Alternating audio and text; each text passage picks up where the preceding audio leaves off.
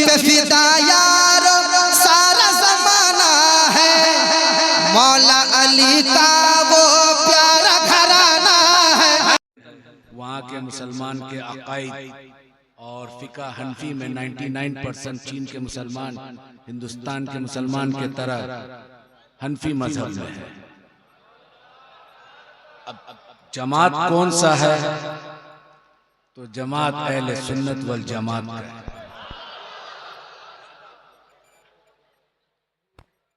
आज से 250 साल पहले 4 बुजुर्ग हिंदुस्तान आए थे चीन से।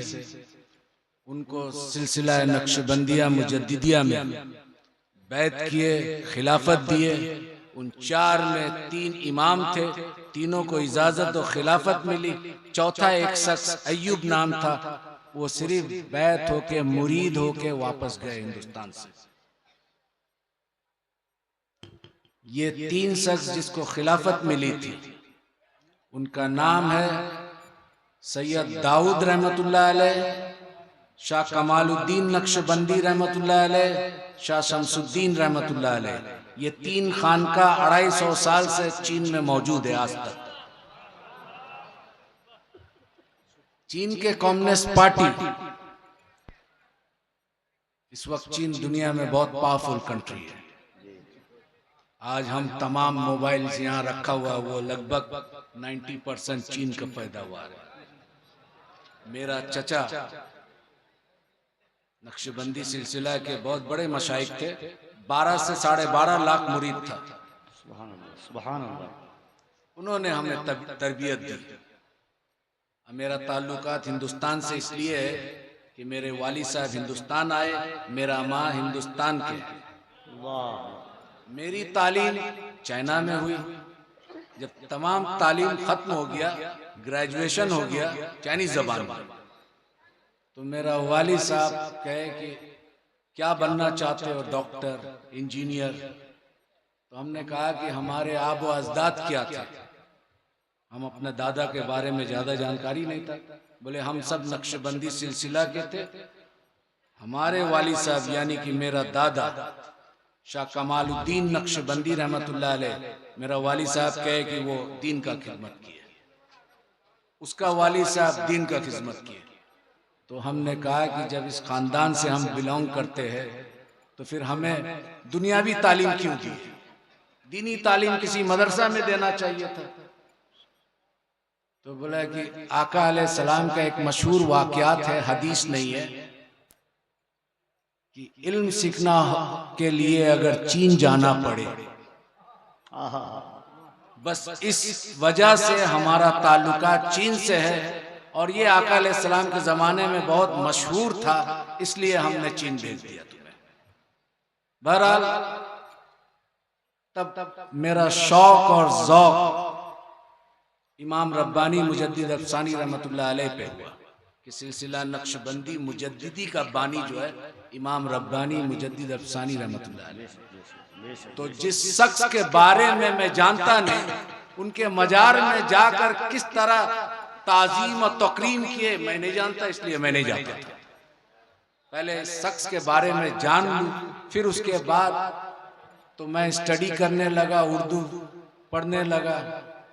फिर बहुत जल्दी पढ़ा, क्योंकि बरस जब शौक होता है किसी लैंग्वेज को सीखने के लिए, तब अल्लाह ताला भी मदद करता है। वो दीन का मामला था, तसव्वुफ का मामला था, तो बहुत जल्दी ये मरहला ख़त्म हुआ। फिर बहुत सारे अरब ममालिक में मैं गया देखने के लिए, मिस्र, सूडान, इथियोपिया, जितना अरब मुल्क है। फिर उसके बाद सेंट्रल एशिया गया, जितना 1991 में उज़्बेकिस्तान, किर्गिस्तान, सोवियत यूनियन टूटने के बाद इस हिस्सा में मुसलमान हनफी ज्यादा है, अब तो तुर्की तक।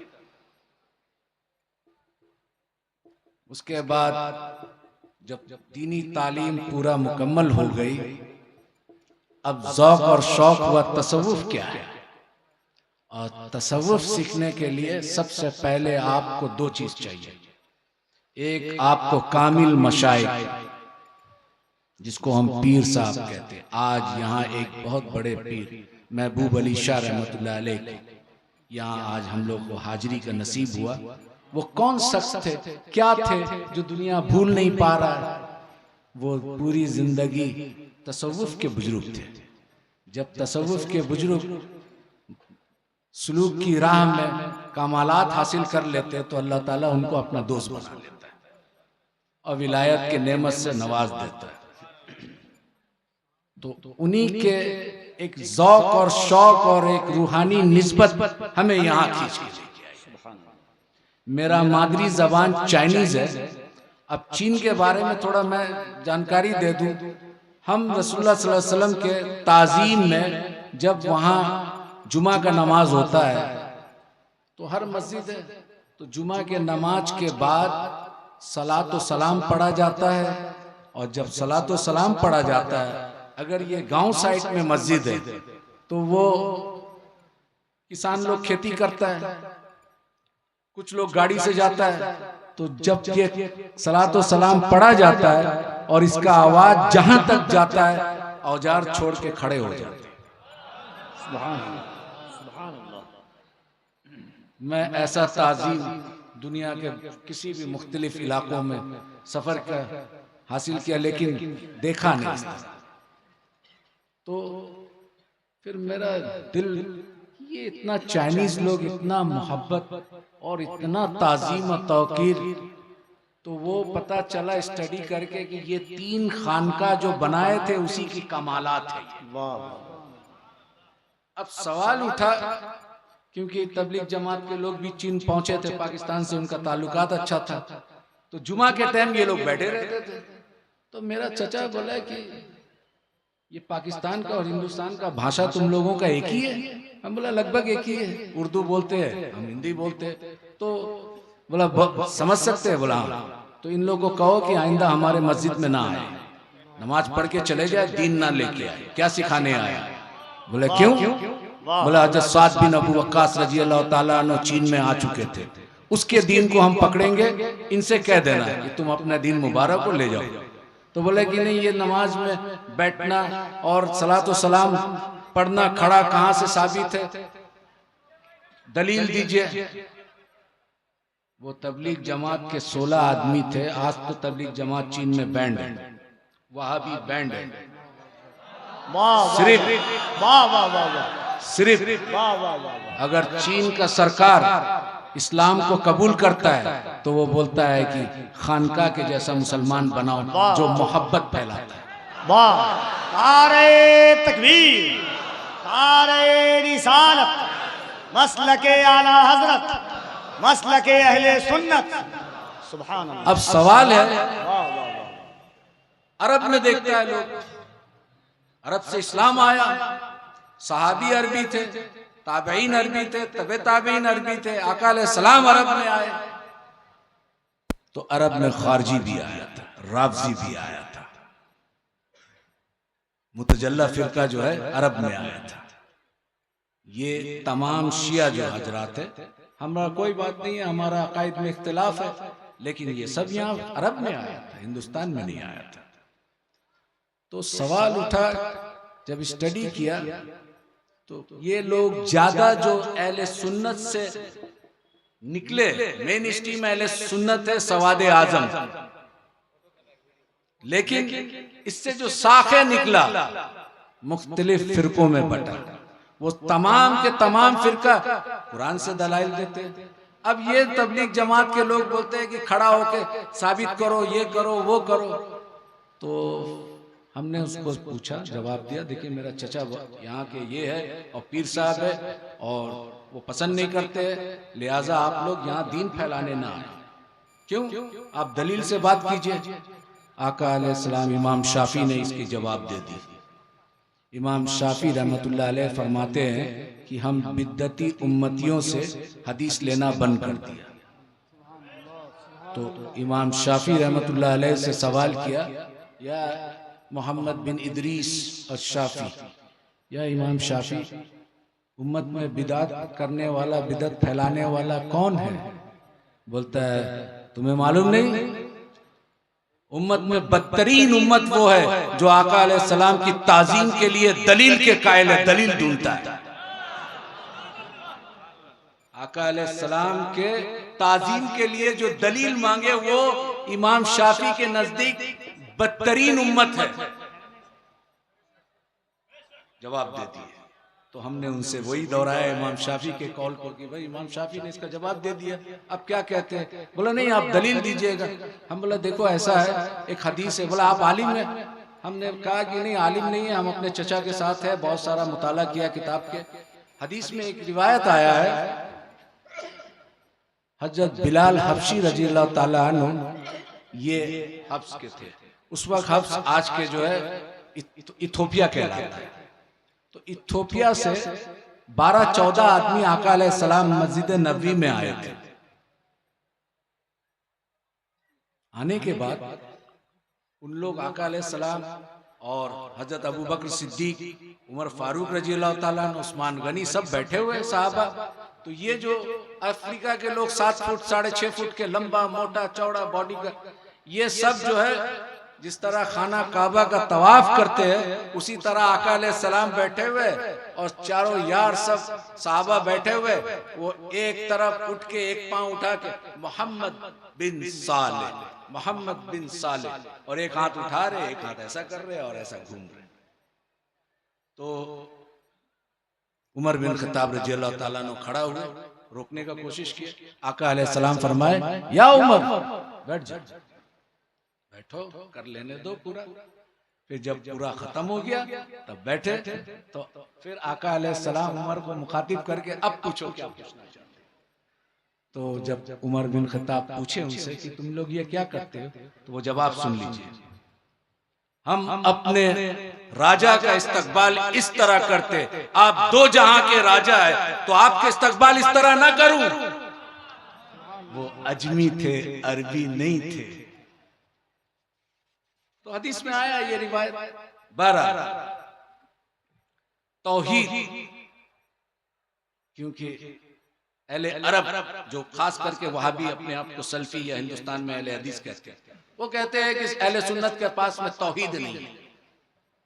हमारे बुजुर्गाने दीन जो गुजर के आए ये सब तौहीद के उस मकाम पे पहुंचे जहां पर तौहीद के मार्फत, अल्लाह की मार्फत हासिल कर ली। तुम जो तौहीद का बयान करते हो, वसीला को मानते नहीं हो, तो उस पर थोड़ा डिबेट हुआ हमसे। तो हमने कहा कि देखो खुदा मत बनो। बोला हम खुदा कैसे बनते, माज़अल्लाह अस्तगफिरुल्लाह। हम बोला वो रब्बे जल जलाल होकर अपने तौहीद को बयान करता है तो क्या कहता है, कुल हुवल्लाहु अहद, कह दीजिए ऐ मेरे महबूब कुल। कुल का माने कौन है ये समझो, कुल कह दीजिए। किससे कह दूं? मेरे बंदों से, आप अपने उम्मतियों से कह दीजिए वो अल्लाह एक है। तो अल्लाह रब्बुल इज्जत अपने तौहीद को बयान कर रहे वसीला रिसालत से, और तुम बंदा होकर वसीला रिसालत को हटा के खुदा की तरफ पहुंचना चाहते हो, ये तो नामुमकिन है। ये तो खुदा का सुन्नत भी नहीं है। इस तौहीद को ले जाओ, ये शैतानी तौहीद है। हम उस तौहीद को मानते हैं, अहले सुन्नत वल जमात के हुजूर गौसुल आजम रजी अल्लाह ताला अन्हु के तौहीद को मानते हैं। अभी एक अल्लामा ने कहा, तेग अली शाह रहमतुल्लाह अलैह, मेरा एक निस्बत हजरत तेग अली शाह रहमतुल्लाह अलैह के खलीफा थे अब्दुल गफूर रहमतुल्लाह अलैह। उनका एक खलीफा थे जो बांग्लादेश में है, शाह नबी बख्श रहमतुल्लाह। उनसे भी इस्तिफादा का मौका मिला। तो वो जब बुजुर्गों से आप इस्तिफादा करते, उनकी जूती सीधी करते, तो उनका कुछ फैज़ तो मिलता है। और जब वो फैज़ मिलता है तो फिर आप एक बेखुशबू वाला फूल होते हैं, लेकिन खुशबूदार फूल के साथ जब जुड़ते हैं तो उसकी तासीर जो है आपके अंदर आने लगता है, तो आपका भी महक होने लगता है। तो ये तौहीद छोड़ दो, क्योंकि रब होकर वसीला रिसालत से अपना तौहीद बताता है, और तू बंदा होकर रिसालत को हटा के डायरेक्ट खुदा तक पहुंचता है। वो तो खुदा का सुन्नत नहीं है और तू खुदा ही दावा कर रहा है उससे बढ़कर। ये सुन्नत, ये तौहीद नहीं चाहिए। दूसरी एक बुजुर्गाने दीन क्या सिखाते हैं? भाई एक जब जाहिरी इल्म हासिल कर ले, उसके बाद अल्लामा का डिग्री ले ले, अब वो बातिन के अहवाल को सुधारने के लिए कहाँ जाए?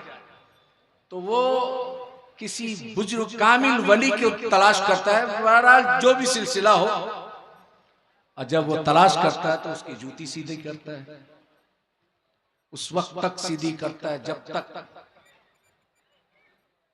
अपना इरादा अपने उस्ताद के इरादे में गुम ना कर दे। अब उस्ताद जो चाहता है वो करता है। इसको फनाफिल शेख कहते हैं कि अपने इरादा को तर्क कर दिया और अपने उस्ताद के इरादे को गलबा लाया। वो जो बनाना चाहता है वो बनना चाहता है। वो क्या सिखाते हैं? 2 सब्जेक्ट, तमाम खानकाह में 2 सब्जेक्ट, एक रूह, दूसरा नफ्स। रूह और नफ्स का क्या ताल्लुकात है, तमाम बुजुर्गाने दीन का फोकस इस पर है। अब इसको एक एग्जाम्पल के तौर पे हम समझाते हैं। हमारा एक जिस्म है, जिस्म में एक मुल्क है, उसका कैपिटल उसका दिल है। 2 पॉलिटिकल पार्टी है अमेरिका में, 2 पॉलिटिकल पार्टी है, डेमोक्रेटिक रिपब्लिक। हिंदुस्तान में मल्टी पार्टी सिस्टम है। अब 2 पार्टी लड़ाई करता है कैपिटल को कब्जा करने के लिए, रूह और नफ्स। रूह कोशिश करता है बंदों का कल्ब को हासिल करने के लिए, नफ्स कोशिश करता है बंदों के कल्ब को हासिल करने के लिए। जिसमें 2 पॉलिटिकल पार्टी के हैसियत से अगर रूह गलबा आ गया या नफ्स गलबा आ गया तो अक्ल सलीम प्राइम मिनिस्टर होता है, इसको खबर देता है मेरा हाथ पांव देखना सुनना ये सब डिफरेंट मिनिस्ट्री है। तो जब नफ्स गलबा पा लेता है और पूरा इसका कल्ब पे नफ्स का गलबा हो जाता है तो इसको बुजुर्गाने दीन इस दिल को कहते हैं कल्ब जुल्मानी, क्योंकि नफ्स का गलबा हो गया, रूह इसका कमजोर है। सूफी क्या कहते हैं? उनको तस्किया नफ्स के वजह से उसकी नफ्स को कमजोर करते हैं और रूह के ताबे कर देते हैं। जब नफ्स गलबा पा लेता है, कल्ब को कब्जा कर लेता है और अक्ल सलीम को कहता है कि मुल्क में अब मेरा जीत हो गई, अब ये वो सुनेगा जो नफ्स चाहेगा, तो गुनाह करता है। और उसके ऑपोजिट में नफ्स हार जाए, कमजोर हो जाए, रूह गलबा पा ले। और रूह जब गलबा पाता है तो रूह तो जमीन का चीज नहीं है, रूह अरवा से आया, अल्लाह से वादा करके आया, अलस्तु रब्बी कालू बला, उसको पूरा करके जाना है, जिस्म को लेके जाना है। तो जब रूह कब्जा कर लेता है कैपिटल को तो उसका पूरा जिस्मानी, उसका डिफरेंट पार्ट्स ऑफ मिनिस्ट्री, वो तमाम वो काम करता है जिससे रूह को सुकून मिलता है। उसको सूफिया कहते हैं कि इस बंदे का कल्ब रूहानी, ये है खानकाई निजाम, ये सिखाते हैं तस्फिया कल्ब। अब तीसरा एक है और इसी पर मेरा तकरीर खत्म कर दूंगा।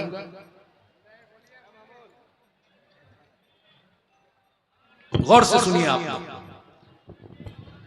चाइनीज जबान में लिंग ख्वन कहते हैं, लिंग ख्वन। अज़ीज़ान मिल्लत इस्लामिया, शहज़ादे गौसे आज़म औलाद रसूल हुज़ूर सैयदी शबाहत मियां साहब क़िबला की आमद है। इस्तक़बाल कर लें पूरा मजमा दिल लगाकर। नारे तकबीर, और ज़रा बुलंद आवाज़ से नारे तकबीर, नारे रिसालत। हुज़ूर सैयदी शबाहत मियां साहब क़िबला फैज़ाने औलिया कॉन्फ्रेंस उर्से हज़रत दाता महबूब शाह। नारे तकबीर, नारे रिसालत।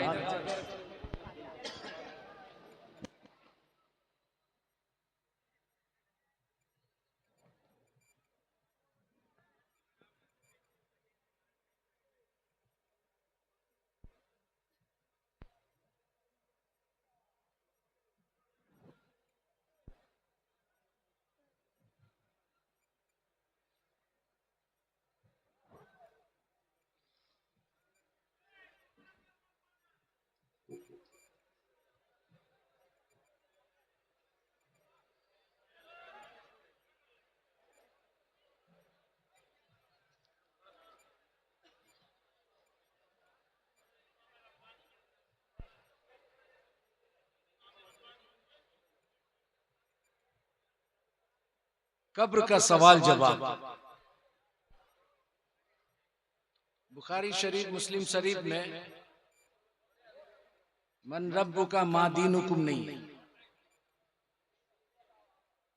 मा कुंतुम तकूनु फी हाजल रजुल हुआ मुहम्मदुर रसूलुल्लाह सल्लल्लाहु अलैहि वसल्लम। आपसे कब्र में सवाल जवाब होगा। क्या सवाल जवाब होगा? आपसे पूछा जाएगा और रसूलुल्लाह सल्लल्लाहु अलैहि वसल्लम का दीदार होगा और पूछा जाएगा इस शख्स के नाम मुहम्मदुर रसूलुल्लाह सल्लल्लाहु अलैहि वसल्लम है, इसके बारे में क्या कहता था। पास्ट टेंस, क्या कहता था, इसका मतलब दुनिया में हम क्या कहते थे। ठीक है।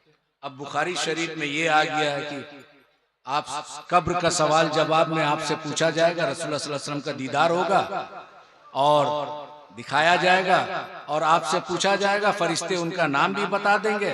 आपसे पूछा जाएगा जब जिंदा था दुनिया में इनके बारे में क्या कहता था। अब यहां पर हाजिर और नाजिर का मामला था। कुछ उलमा का ख्यालात है कि रसूलुल्लाह सल्लल्लाहु अलैहि वसल्लम के रोज़े अतर का पर्दा जो है वहां से खोल दिया जाएगा, उनका दीदार कराया जाएगा, अब पूछा जाएगा। कुछ का ऐसा ख्याल है, कुछ का है कि दीदार नसीब होगा, कब्र में दीदार मुस्तफ़ा सल्लल्लाहु अलैहि वसल्लम का दीदार होगा और आपको नाम बता के फरिश्ते पूछेंगे क्या कहता था। ठीक है। अब ये अमीरुल मोमिनीन फिल हदीस इमाम बुखारी रहमतुल्लाह अलैह। अब हम पूछते हैं कि रसूलुल्लाह सल्लल्लाहु अलैहि वसल्लम अभी मदीना मुनव्वरा में मौजूद है और यमन में, मक्का में सहाबा वफात पा गए, उनको दफन कर दिया गया। तो यही सवाल अगर है तो आका अलैहिस्सलाम तो अभी दुनिया में मौजूद है, फिर किसको दिखाया जा रहा है कब्र में? अभी मौजूद है दुनिया में, मदीना मुनव्वरा में। अगर बुखारी शरीफ का इसी हदीस को माना जाए तो ठीक है, तो फिर रसूलुल्लाह सल्लल्लाहु अलैहि वसल्लम के जमाना में बहुत सारा सहाबी, किसी को शहीद कर दिया गया, कोई दुनिया से रुखसत हो गए, तो फिर उनको जब दफन किया गया तो आका अलैहिस्सलाम का दीदार हुआ, पूछा गया तो आका अलैहिस्सलाम तो मदीना मुनव्वरा में मौजूद है। एक दूसरा, रसूलुल्लाह सल्लल्लाहु अलैहि वसल्लम अब दुनिया में है नहीं, जब दुनिया में थे तो अगर यही क्वेश्चन है पूछा जाएगा तो दुनिया में नहीं है तो भी दिखाया जाएगा। अब वो कहते हैं कि हुजूर अक़दस सल्लल्लाहु अलैहि वसल्लम, ठीक है, अभी कोविड का टाइम में दुनिया में एक ही टाइम में कितने लोग गुजर गए होंगे, कितने लोग का मौत हो गया होगा। सपोज पूरी दुनिया में 10 लाख आदमी एक ही टाइम में मौत हुआ तो मुल्कुल मौत तो एक है। भाई मुल्कुल मौत का ताकत ये मानते हो कि एट अ टाइम, एक ही मिनट, एक सेकंड में 10 लाख आदमी को पूरी दुनिया से मौत का फरिश्ता रूह कब्ज कर सकता है। ये उनका इख्तियार में, ये उनका पावर अल्लाह ने दिया। और ये 1 लाख आदमी को एक ही टाइम में दफन कर दिया जाए और एक ही टाइम में मुनके नकीर रसूलुल्लाह सल्लल्लाहु अलैहि वसल्लम को जियारत भी हो रहा है और पूछा जा रहा है कि इसके बारे में क्या कहता है। तो हर जगह हाजिर और नाजिर नहीं है।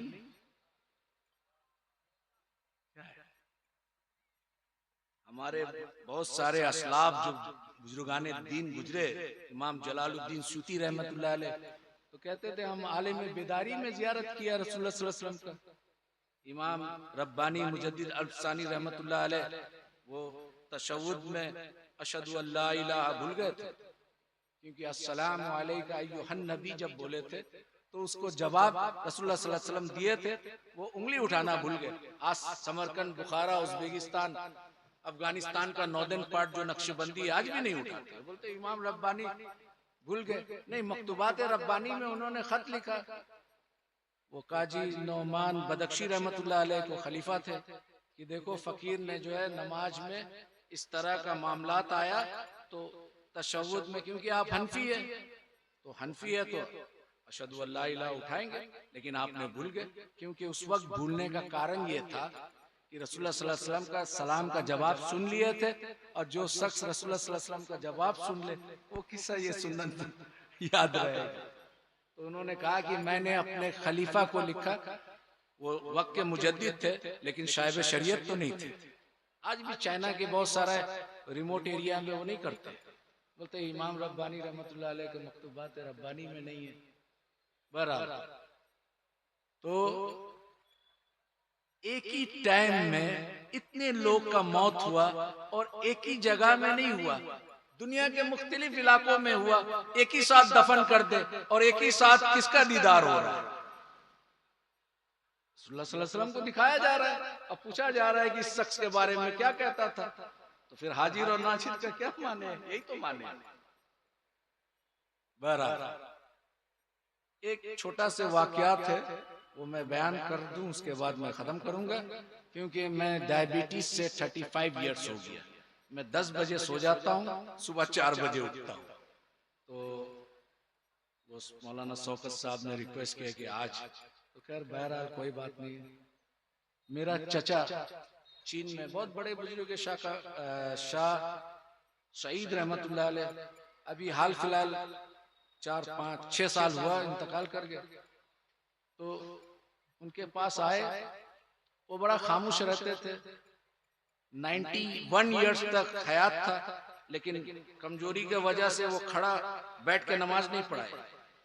नमाज के टाइम में बहुत जलाल हो जाते थे, इमामत करते थे। तो घर में सब लोग बोला कि आप ना उम्र हो गया तो आप बैठ के नमाज पढ़े। बोला इमाम बैठ के नमाज नहीं पढ़ेगा, या तो हम अपना बेटा को दे दे इमामत करने, मैं पीछे बैठ जाता हूँ।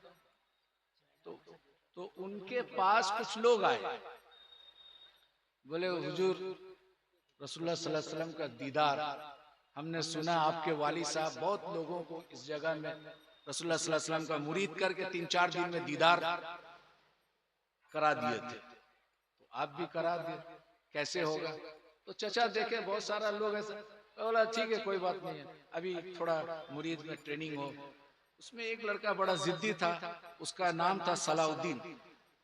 वो थोड़ा चाइनीज कराटे कुंफू का मास्टर भी था, बहुत सारा अवार्ड ले चुका था। तो वो थोड़ा जिद करने लगा। तो चचा बोले ठीक है, तुम रसूलुल्लाह सल्लल्लाहु अलैहि वसल्लम का दीदार करोगे, कसरत से दरूद शरीफ पढ़ो और कसरत से सुन्नत पर अमल करो। तुम 40 दिन तक करो, फिर उसके बाद इंशाअल्लाह हम रसूलुल्लाह सल्लल्लाहु अलैहि वसल्लम का दीदार करा देंगे। वो शुंफा बोल के एक जगह है, वहां पे सैयद अब्दुल फतूह रहमतुल्लाह अलैह आए थे समरकंद से। उन्होंने उस जगह में कुछ तिब्बती लामा ग्रुप था, वो पूरा मुसलमान हो गया। वो एरिया में चाइना का सालार कौम कहते हैं, ये लोग तुर्की से आए थे। वहां मिर्चा एक होता है, छोटा मिर्चा होता है, वो बहुत झाल, एक मिर्चा खाना मुश्किल है। तो चचा बोले कि सालाचू, हम चाइनीज में बोल रहे हो, जिस तरह मेरा चचा बोले सलाउद्दीन नीची सालाचू ना पेन ना लाचा कोला। सलाउद्दीन सालार चले जाओ, वहां का मिर्चा लेके आना। हदा पापा बोलते थे, बाबा, पापा माने बाबा, हदा पापा वो चितावला था छीला माय कोला आ गया। बोला सलाउद्दीन मेरे हुजरा में आ जाओ। फिर एक ताला था, चाबी लगा दिए और चाबी मेज में रख दिए। बोले मिर्चा पूरा खा लो। मिर्चा खा लिया। एक मिर्चा खाना मुश्किल है, वो 50 ग्राम मिर्चा। वो बस उम्र था, बड़ा जौक और शौक रखता था, तो चिबा चिबा के खा लिए। खाने के बाद उसको हिचकी आने लगा। अब वो पानी खोजे। बोला सलाउद्दीन पानी मत पीना, अगर अपना ख्वाब को पूरा करना है तो पानी मत पीना, और अगर झाल बर्दाश्त ना हो तो चाबी वहां रखना है, खोल के चले जाए और ये इरादा तर्क कर देना। ठीक है। अब वो परेशान, इधर छपक इधर ये उधर वो, अब थूक निकाल रहा है मुख से और थूक में जबान को लगा रहा है, लहर रहा है। वो तो मिर्चा आम मिर्चा नहीं है। आप यहाँ कालिम्पोंग दार्जिलिंग में चले जाइए, एक छोटा सा मिर्चा आता है, उसको क्या दल्लू कुरसाई बोलते हैं लोकल लैंग्वेज में। वो एक तो खा लीजिए। आसाम में चले जाइए, भुज, वो बंगला भाषा में मिर्चा को क्या बोलता है, नहीं भूत लंका ना क्या बोलते हैं आसाम में, वो खा के एक तो दिखा दीजिए आप। तो वो सालार का वो मिर्चा खाने के बाद ये तड़प रहा है, ये कर रहा है, वो कर रहा है। बोला सलाउद्दीन नीनेन दरूद, सलाउद्दीन दरूद शरीफ पढ़ो, तुमको दीदार करना है, तुम्हारा वो ख्वाब को पूरा करो, चाबी वहां रखना है, अगर दम तोड़ दे तुम्हारा ख्वाहिश तो फिर ताला खोल के घर चले जाना, पानी पी लेना। अब वो किसी तरह से ऐसा वैसा करके, और चचा जो है तो ज्यादा उम्र हो गया था, सो गए। अब पानी भी सामने रखा हुआ है, पानी सामने है, पीना है नहीं पीना है। अब वो बोला नहीं पिएंगे। किसी तरह से फजर का टाइम में चचा उठते तहज्जुद के लिए, तो देखा ये अभी भी वैसे ही, थोड़ा देर के लिए उसका नींद लगी। जब चचा उठे, आवाज आया वजू करने का, तो वो उठे, सोचे कि हम पानी लेके आएंगे और थोड़ा मुख में डाल लेंगे। तो जल्दी से चचा का पानी लेके आए लोटा में, और बोले कि मैं भी वजू कर लूं ताकि पानी मुख में चले जाए। तो बोला बेशक तुम मेरे लिए पानी लाए, लेकिन तुम अभी वजू मत करना। मैं क्यों? बोला तुम अभी तहज्जुद तो पढ़ोगे नहीं। बोला हम भी पढ़ेंगे, तो फिर मिर्चा का झाल खत्म हो जाएगा। बोला नहीं करेंगे। चलो ठीक है, तुम फजर पढ़ लेना। चचा तहज्जुद से फारिग हो गए, मस्जिद में चले गए, इमामत किए। अब वो पूछने लगा, तो चचा के हुजरा में आए कि हम पूरा मिर्चा खा लिया, पानी नहीं, ताला भी खोला नहीं, रसूलुल्लाह सल्लल्लाहु अलैहि वसल्लम का दीदार नहीं हुआ। बोला तुमको नींद लगा था? बोला थोड़ा देर के लिए लगा था। क्या देखा? बोला हर तरफ पानी देख रहे, आसमान से पानी गिर रहा है, पहाड़ से पानी आ रहा है, घर में पानी है, हर तरफ पानी पानी। बोला हाँ ठीक है अल्हम्दुलिल्लाह। कल जब मिर्चा खिलाया था तुम्हें, वो आम मिर्चा तो नहीं था, सालार का मिर्चा था। तो तुम पानी के लिए तुम्हारा मेंटली, साइकोलॉजिकली, तुम्हारा जाहिर, तुम्हारा बातिन, तुम्हारा हर चीज तवज्जो पानी में था। जब तुम्हारा पूरा तवज्जो पानी में था, तो ख्वाब में तुम पानी देखा। अब जिस दिन रसूलुल्लाह सल्लल्लाहु अलैहि वसल्लम पर इस तरह का तवज्जो करोगे, तो वो रहमतुल लिल आलमीन का दीदार नसीब। वाखिरु दावाना अल्हम्दुलिल्लाहि रब्बिल आलमीन।